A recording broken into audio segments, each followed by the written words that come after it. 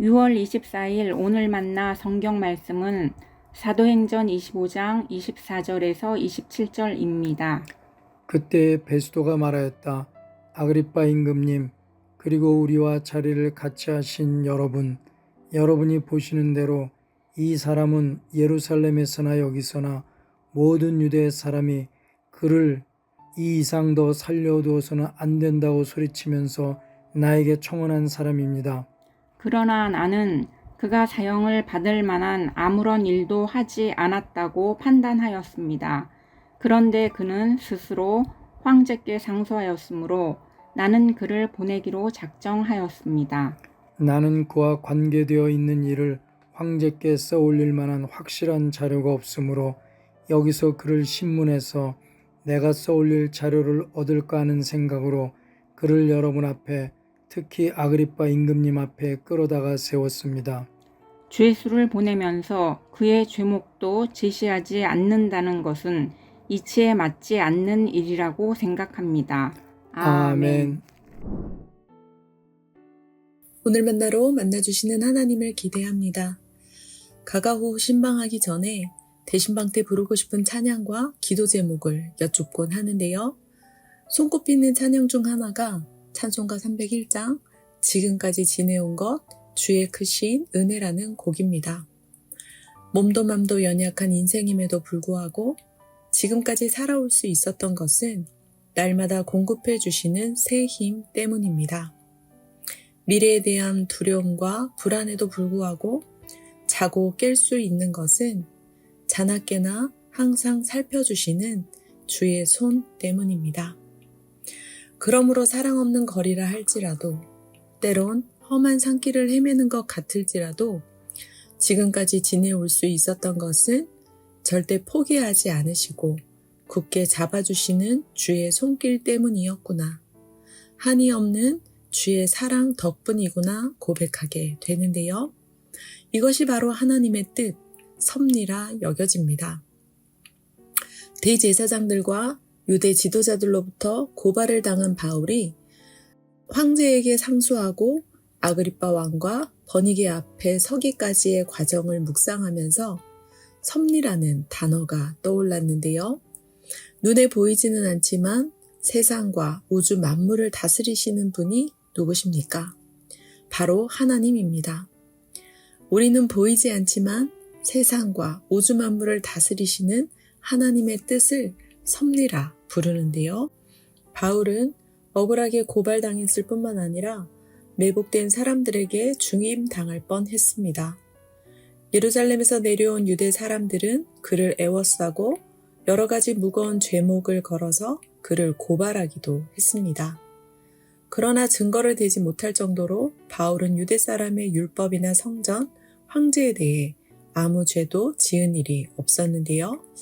총독 베스도는 바울에게 증자가 없음을 알면서도 유대 사람의 환심을 사고자 바울에게 재판을 부추겼습니다.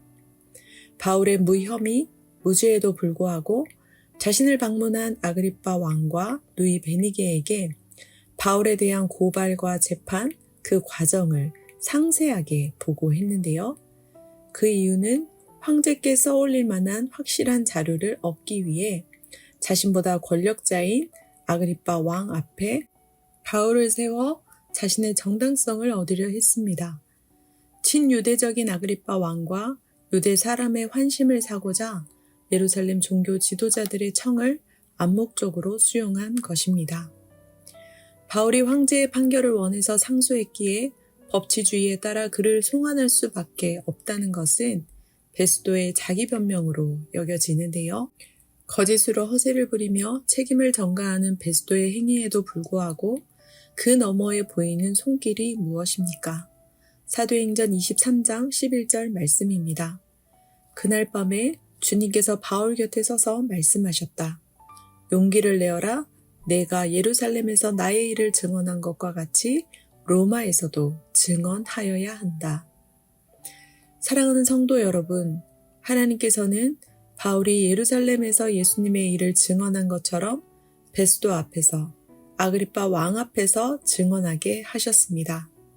나아가 로마 황제에게도 증언하게 하기 위해 친히 섭리하셨습니다.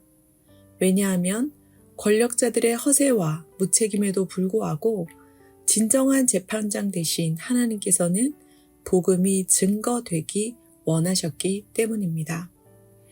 그러므로 오늘을 살아가게 하시는 하나님 안에서 눈에 보이는 현실 그 너머를 볼 수 있기를 원합니다.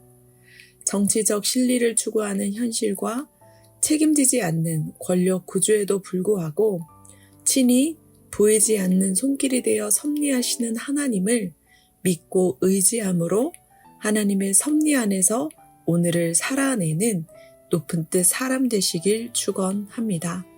기도하겠습니다.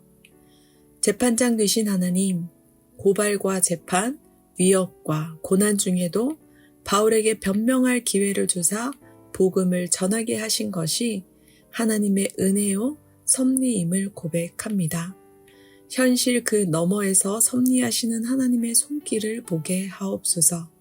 그 손길을 볼 수 있는 영적인 눈을 열어주사 하나님의 섭리를 경험하게 하옵소서. 하나님의 섭리 가운데 사시고 죽으시고 부활하신 예수님의 이름으로 기도합니다. 아멘. 두 가지 제목으로 기도하겠습니다. 첫째, 눈앞의 현실에 머무는 좁은 시야가 확장되기 원합니다. 현실 너머에서도 일하시고 역사하시는 하나님의 손길을 믿고 의지하게 하옵소서. 하나님의 섭리를 경험하는 오늘 되게 하옵소서. 둘째, 해외 선교를 위해 기도합니다.